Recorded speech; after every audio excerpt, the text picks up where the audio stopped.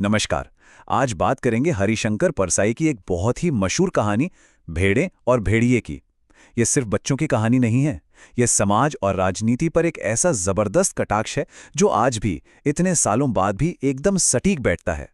जरा सोचिए, क्या हो अगर भेड़ें अपनी हिफाजत के लिए किसी भेड़िए को ही अपना नेता चुन लें। सुनने में अजीब लगता है ना, पर यही एक सवाल है जिस पर ये पूरी की पूरी कहानी टिकी हुई है। तो कहानी हमें ले चलती है एक जंगल में।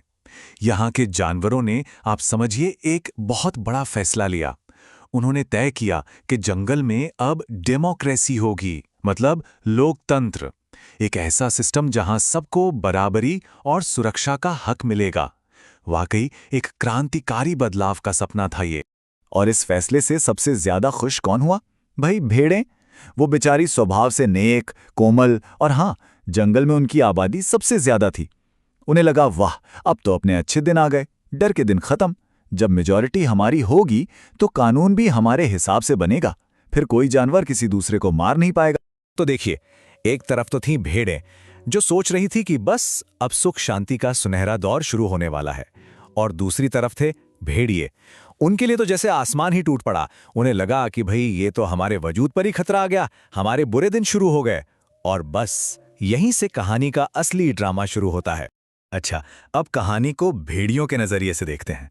उनके लिए ये जो डेमोक्रेसी का आइडिया था ना, ये किसी बुरे सपने से कम नहीं था।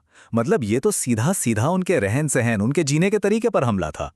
अब आप हिसाब लगाइए, जंगल की पूरी आबादी में भेड़िए थे सिर्फ 10%, और भेड़ें और दूसरे छोटे मोटे जानवर पूरे 90%। तो जाहिर है, अगर भेड़ों का बनाया कानून पास हो गया कि कोई किसी को नहीं मारेगा, तो भेड़िए तो भूखे मर जाएंगे। जैसे जैसे चुनाव की तारीख पास आ रही थी, भेड़ियों का दिल बैठा जा रहा था। और ठीक उसी वक्त जब भेड़ियों को लग रहा था कि अब तो खेल खत्म, तभी कहानी में एंट्री होती है एक बूढ़े चालाक सियार की। वो अपने सरदार भेड़िए के पास जाता है और एक ऐसा सवाल पूछता है जो सब कुछ बदल देता है। वो कहता है, मालिक, एक बात बताइए, अगर कुछ ऐसा हो जाए कि काउंसिल में मेजॉरिटी ही भेड़िया प्रजाति की हो जाए तो कैसा रहेगा? और बस यहीं से जन्म होता है धोखे के एक ऐसे मास्टर प्लान का जिसके बारे में किसी ने सोचा तक नहीं था।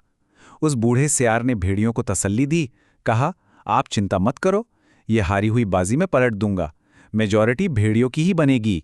तो प्लान के 2 मेन स्टेप्स थे। स्टेप नंबर 1, भेड़िए का पूरा मेकओवर कर दो।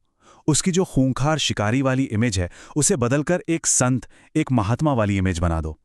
और स्टेप नंबर 2, 3 और सियारों की एक टीम बनाओ। उन्हें अलग अलग रंगों में रंगो और सबको प्रोपेगेंडा फैलाने का अलग अलग काम सौंप दो। तो भेड़िए का काया पलट शुरू हुआ। माथे पर लगाया गया एक बड़ा सा तिलक, गले में डाल दी गई कंठी माला, और सबसे कमाल की बात, उसके मुंह में घास के तिनके ठूस दिए गए, ये दिखाने के लिए कि देखो, इसने तो हिंसा ही छोड़ दी है। एकदम परफेक्ट संत वाला लुक तैयार था। और अब आते हैं उन 3 रंगे सियारों पर जो इस पूरे धोखे के असली पिलर थे।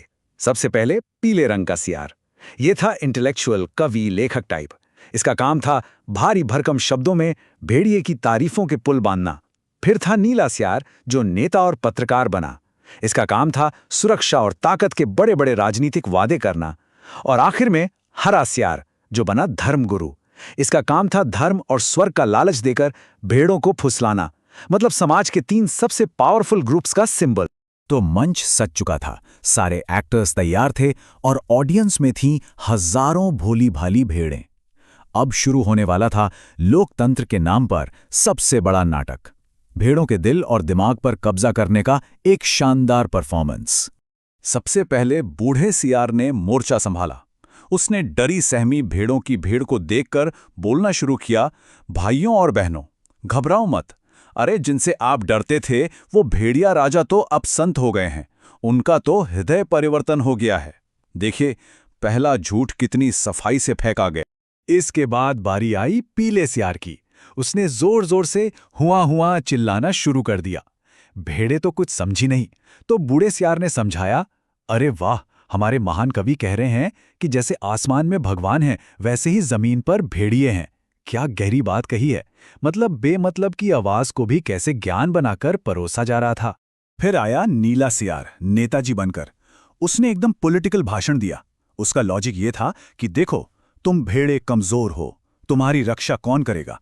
एक ताकतवर ही कर सकता है, यानी भेड़िया। तो अपनी सुरक्षा की टेंशन भेड़ियों को दे दो और तुम लोग आजाद घूमो। वाह, मतलब डर बेचकर आजादी छीनने का क्लासिक फॉर्म्यूला। और आखिर में जब सारे दांव चल दिए गए तो हरे सियार ने धर्म का पत्ता खेला।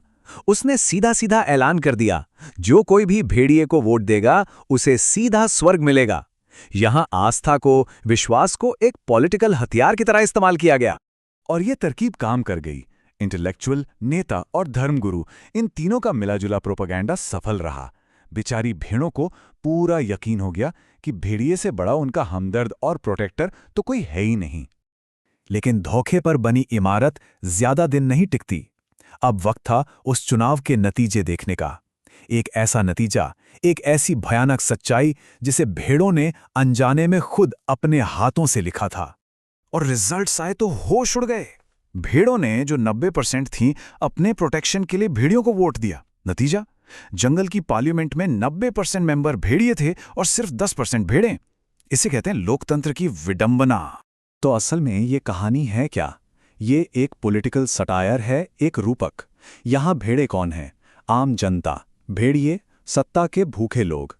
और वो रंगे हुए सियार, वो हैं बुद्धिजीवी, मीडिया और धर्मगुरु, जो अपने फायदे के लिए पावरफुल लोगों का साथ देते हैं और जनता को गुमराह करते हैं। तो चुनाव जीतने के फौरन बाद भेड़ियों से भरी हुई उस नई नवेली पार्लियामेंट की पहली मीटिंग हुई और उसमें भेड़ों की भलाई और सुरक्षा के लिए पहला कानून पास किया गया। और जानते हैं वो कानून क्या था? कानून ये था कि हर भेड़िए को रोज सुबह नाश्ते में एक भेड़ का मुलायम बच्चा दिया जाएगा, दोपहर के लंच में एक पूरी भेड़ और रात के डिनर में सेहत का ख्याल रखते हुए सिर्फ आधी भेड़ दी जाएगी।